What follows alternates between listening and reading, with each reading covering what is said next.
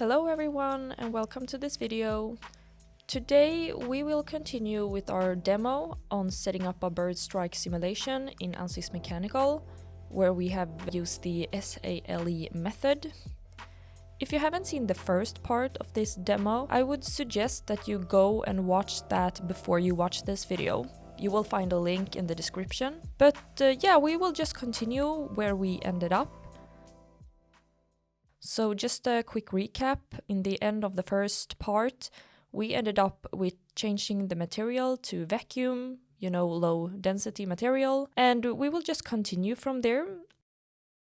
So for our bird that is here in the middle, for this part, what we can actually do is to set the reference frame to SALE fill.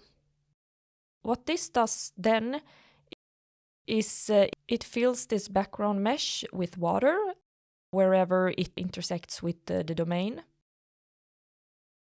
And how that is done on the solver level is that we need to do a mesh. In this case, it has been set to 10 millimeters, and then we have a separate control for the SALE domain. But in this case, it's the same 10 millimeters. And then we have the droplet representing our bird, and that's also meshed.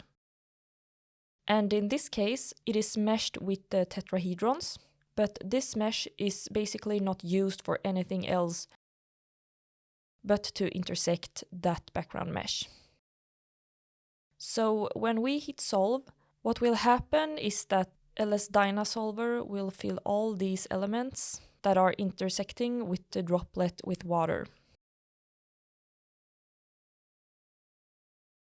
So this is the basic setup for doing our SALE, a current mesh, and doing the volume filling or setting up the materials. And that's it. Thank you so much for watching.